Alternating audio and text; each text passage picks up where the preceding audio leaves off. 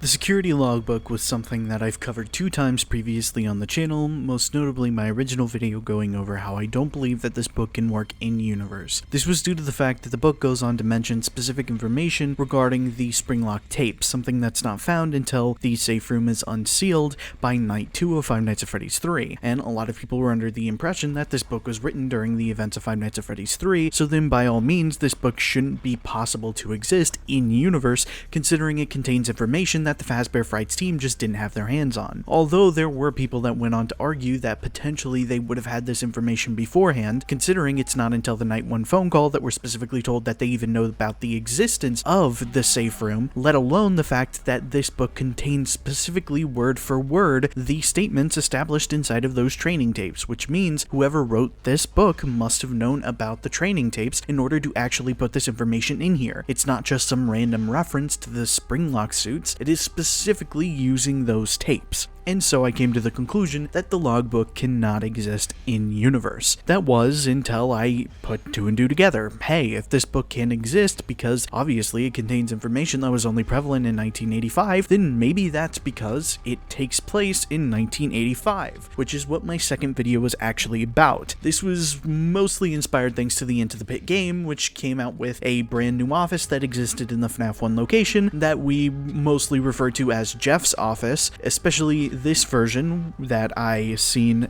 when the game first came out, which looks fairly similar to the FNAF 3 office, which then would explain why the FNAF 3 office shows up here. It's specifically based off the 1985 office, so putting all your pieces together, then that must mean that the logbook was written in 1985. A lot of people disagreed with this, considering that the Puppet, Mangle, Balloon Boy, characters that are mostly associated with 1987 existed inside of this book. However, I dismissed it, considering that these characters have been shown to exist earlier, especially thanks to Help Wanted 2, which would solidify that Funtime Foxy has existed since 1983. If the toy shown in Five Nights at Freddy's 4 wasn't enough, the fact that Balloon Boy fairly clearly has some sort of connection to Fall Fest, as well as Nightmare Balloon Boy being canon to Five Nights at Freddy's 4, and the Puppet, who has fairly clearly been now connected to 1983 thanks to both the Fourth Closet ending and the Help Wanted 2 1983 code finally giving us the Puppet as well. You also have smaller details like the Fall Fest little poster, which shows the Puppet already dead during Halloween or during the Fall Fest, and putting all those pieces together, it does mean that all of these things most certainly could have been in the book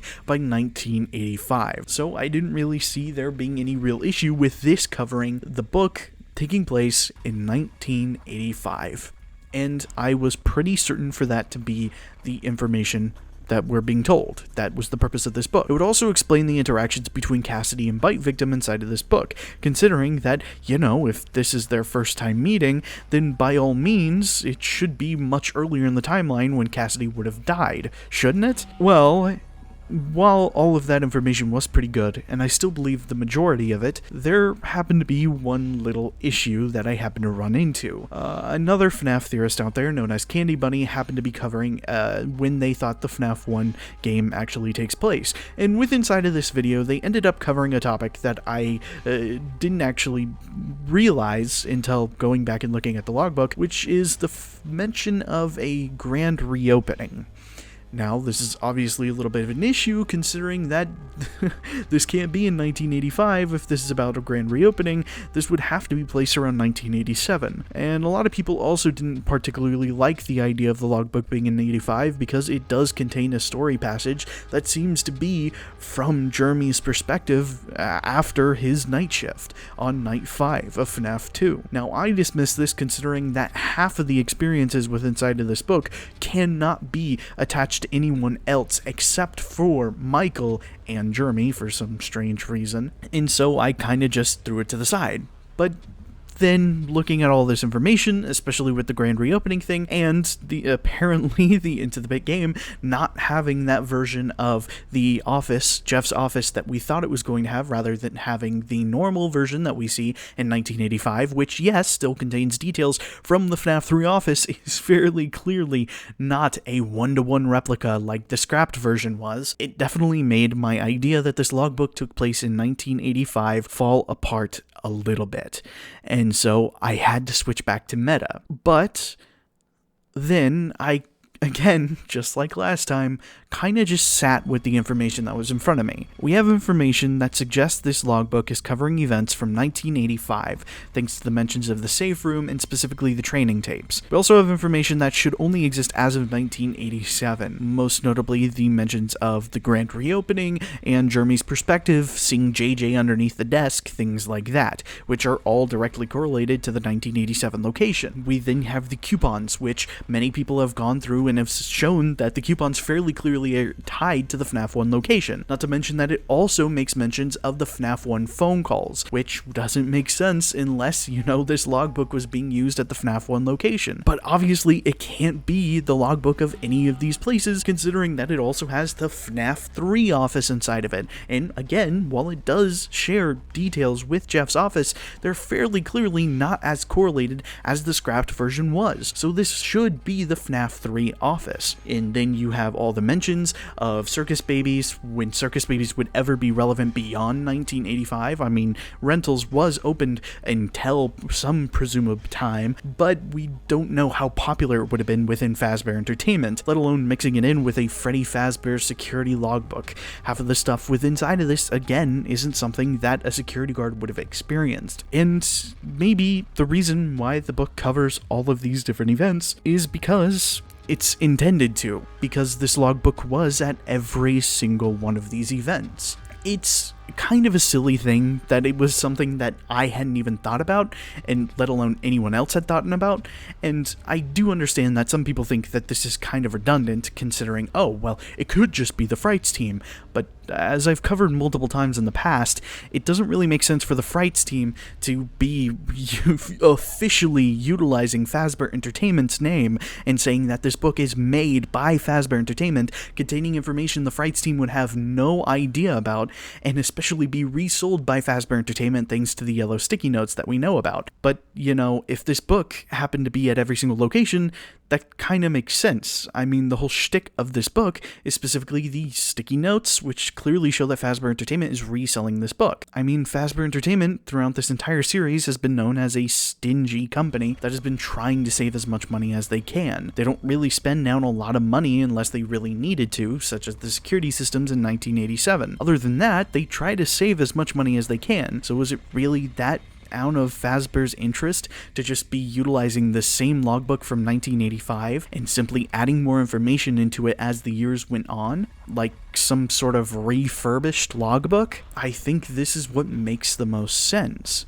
When you put it all together, it explains why this book has been in every single location, because it quite literally has been, with each new location adding its own information to the book. Once Frights managed to get their hands on this book, they also threw in some of their own stuff, trying to sell it off as being something authentic. And that's why when Fazbear Entertainment gets their hands back on the book, they aren't really taking into account, oh, this contains information from Fazbear Frights. It's just, oh, it's another relic from Fazbear Entertainment that was sold at some auction years ago. I guess we can resell it. Quite literally scribbling out Mike's name, saying, you wouldn't mind that it's used, would you? And specifically mentioning that they don't want mentions of the spring locks ever being mentioned. That doesn't make sense unless this is Fazbear Entertainment reselling this book, because they're cheapskates. They're not wanting to make a new logbook.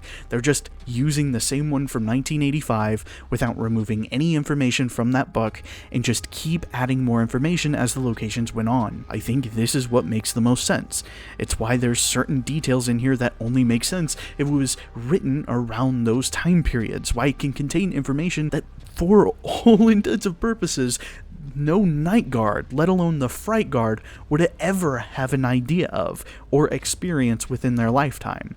A lot of this is really directed towards Mike himself, and that doesn't really make sense from a Frights selling perspective or a night guard perspective. All of this stuff makes more sense if it was something that's already occurred, and so they wrote it down inside of the book to make sure that people knew about these experiences in some way, shape, or form. Like, it happened to Michael, and so Fazbear Entertainment added this information into the logbook so that way future guards would know what to expect when it comes to this company. And as weird as an idea as it is, as redundant of an idea as it is, I think it is one of the most satisfying interpretations of the logbook that doesn't have to have it be meta. And a lot of people think, oh, why is this even important, Shizu? I mean, at the end of the day, who really cares if the logbook is in-universe or not? Well, to me, it's pretty important because I think the logbook actually does a pretty big job with inside of the series that I've been wanting to cover for a while now.